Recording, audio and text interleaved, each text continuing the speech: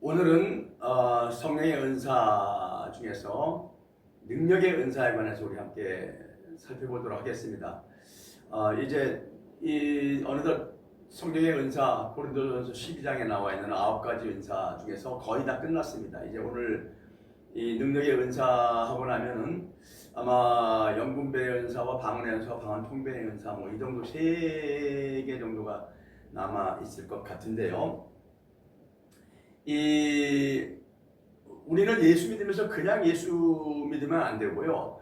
성령을 받아야 됩니다. 성령, 특히 성령 세례를 받아야 됩니다. 물론 이게 뭐 성령 세례가 뭐냐, 뭐 성령 예수 믿으면 성령이 우리 안에 와 계시는 거 아니냐, 뭐 물론 맞습니다. 그런데 뭐 여기에 대해서 뭐 교단에 따라서 왈가불가하는 경우가 많은데 저는 그 교리에 대해서 지금 이야기하려고 하는 것이 아니고 어쨌든간에 뭐 성령 충만한 은혜를 받고 성령 세례 받고 이것이 만약에 필요하지 않았다면 예수님께서 왜 성령이 임하실 때까지 다락방에서 예수님 가시고 승천하시고 난 다음에 기다리라고 했겠습니까? 그렇죠? 이 성령 세례 받고 성령 세례 받지 않고 그 신앙생활의 차이가 굉장히 많은데요. 물론 다 그렇진 않지만 성령 세례 받고 신앙생활하는 사람은 자기의 믿음에 관해서 확신이 생깁니다. 자신이 생기고 담대해진다 그 말이죠. 이 성령의 은사와 능력은 눈에 보이지 않는, 손에 잡히지 않는, 피부로 느낄 수 없는, 귀에 들리지 않는 이 성령께서의 능력을 우리가 직접 우리를 통해서 나타남으로 아니면 우리가 눈으로 보면서 보고 체험할 수 있는 그런 은혜라 그 말이죠. 그러니까 믿음의 수준이 달라집니다. 그런데 그렇지 않고 다는 그렇지 않지만 그냥 평범하게 교회만 다니는 사람은요, 많은 경우 종교인으로서 신앙생활할 수 있습니다. 저는 이런 경우들을 종종 봤는데요. 물론 제가 사역하는 교회 안에서는 말고 밖에서 이제 몇 번 봤는데, 여러분 왜 교회 열심히 다니다가 진짜 몇 년을 다니다가 불교로 종교를 이렇게 전환하고 이런 사람들이 있죠. 천주교로 간다. 여러분, 성령 받은 사람은 그게 가능하지 않습니다. 그 사람들이 그게 가능한 건 정말 하나님을 만나지 못하고 경험하지 못하고 성령을 체험하지 못하고 종교 생활했기 때문에 가능하다고 말이죠. 성령 세례 받으면, 성령의 충만한 은혜를 통해서 하나님을 경험하고 나면 여러분 그게 가능하지 않다고 말이죠. 이러한 차이점이 있습니다. 어쨌든 간에 그건 뭐 다른 이야기지만, 그래서 어쨌든 우리는 이 성령의 은사와 능력을 사모해야 됩니다. 그래서 하나님은 사모하는 사람에게 은혜를 주시는 것입니다. 그런데 특히 우리가 오늘 이제 능력의 은사에 대해서 말씀을 드릴 거지만, 우리 예수 믿는 사람들이 특히 사모해야 되는 은사 중에 하나가 믿음의 은사입니다. 왜냐하면 그 믿음의 은사는 여러분, 이 믿음의 은사는 능력의 은사와 좀 비슷합니다. 그런데 이 믿음의 은사를 경험하고 나면 하나님께서 우리한테 주시고 나면은 인생이 달라집니다. 생각이 달라지고 시각이 달라지고 해석이 달라지고 인생 사는 방법이 달라진다 그 말이죠. 믿음의 수준이 달라진다 그 말입니다.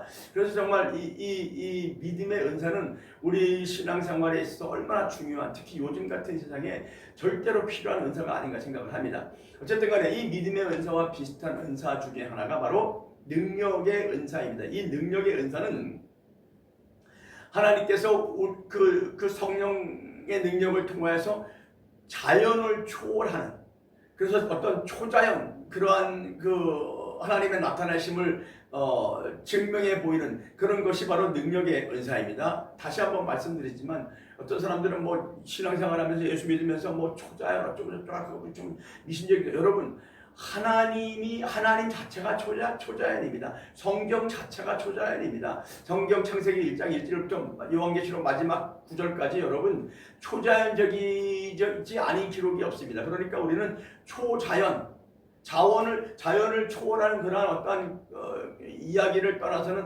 하나님을 이야기할 수 없고 예수 그리스도 안에 있는 신앙을 이야기할 수 없다는 사실 여러분 깨달으시길 바랍니다. 어쨌든 간에, 그래서 우리가 이 자연 세계에 살지만, 육신의 세계에 살지만 하나님께서 능력의 은사를 주시면 이 육신의 한계에 묶여서 사는 인생이 아니고, 할렐루야, 하나님께서 주시는 그 은혜로 말미암아 자연을 초월하는 초자연 어떤적인 그러한 능력을 가지고 인생을 살게 하신다라는 것이죠. 그러니까 성령께서 하나님의 능력을 가지고 자연을 초월하여 나타나시는 초자연적인 능력이 바로 능력의 은사인데, 예수님께서 바로 그 죽은 자를 살리실 것이 이 하나님의 능력입니다. 보리떡 5개와 물고기 2마리로 5,000명을 먹이고 남기시고 그게 하나님의 능력입니다.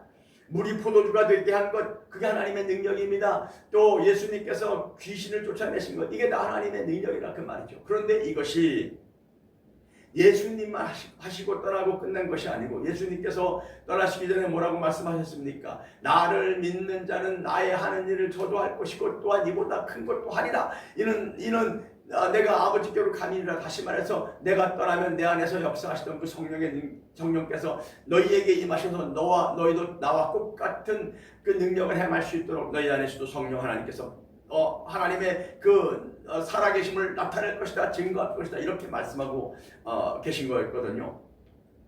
어쨌든 간에 그래서 예수님이 가시고 난 다음에 성령 충만함을 받은 제자들이 나가서 복음을 증거할 때 그들이 그 성령으로 말미암아 이게 성령의 은사입니다. 사도 바울이 그 손수건만 가지고도 귀신을 쫓을 수 있었습니다. 또 베드로가 그림자만 사람들이 그 그림자를 통해서도 질병이 낫고 이적과 기사와 능력이 나갔고 귀신이 나갔고 이게 다 바로 성령의 능력의 은사입니다. 할렐루야. 그러므로 물론 예수 믿는 모든 사람들에게는 성령이 함께 계심으로 이 성령의 은사가 potentially 이 잠재적으로 가지고 있습니다. 그런데 그 잠재적인 그 성령의 능력을 가지고 인생을 사는 것과 하나님께서 그 성령으로 말미암아 우리에게 성령의 은사를 부어주셔서 그 은사를 가지고 하나님의 능력과 이적과 기사를 행하는 삶은 다른 차원이다 그 말이죠. 그러므로 여러분 우리는 일평생 하나님 앞에 이 능력의 은사 또 믿음의 은사를 가지고 인생 살게 해달라고 하나님 앞에 간구하며 부르짖어야 된다는 것이죠. 그래서 우리가 여러분 육신의 인생을 살다 보면은 우리의 실력의 한계, 우리의 육신의 한계, 경험의 한계, 능력의 한계 얼마나 경험할 때가 많습니까? 그리고 우리 그 환경을 어렵게 하는 그 환경 속에서 우리가 이것을 능가해 나갈 수 있는 그러한 힘과 능력이 없는 경우들이 얼마나 많냐 그 말이죠. 그럴 때 하나님께서 우리에게 믿음의 능력을 주시고 믿음의 은사를 주시고 능력의 은사를 부어 주셔서 할렐루야. 이 모든 것들을 헤쳐나가고 능히 이겨나갈 수 있는 그러한 인생을 살도록 하시다라는 것입니다. 그러므로 여러분 우리는 일평생 살면서 결심하셔야 됩니다. 내 능력으로만, 내 실력으로만, 내 경험으로만, 내 지식으로만 인생 사는 것이 아니고 이것을 능가하고 초월하는 자연을 초월하고 능가하는 할렐루야 하나님의 거룩한 성령의 능력의 은사를 받아서 정말 내 한계를 초월하고 모든 내가 이길 수 없고 뛰어넘을 수 없는 모든 자연 세계의 환경과 그 모든 상황을 초월하고 능가할 수 있는 그러한 하나님의 거룩한 성령의 능력으로 인생 살겠습니다 라고 결단하고 결심하는 그러한 마음이 오늘 이 메시지를 받으시는 모든 분들에게 임하시기를 바랍니다.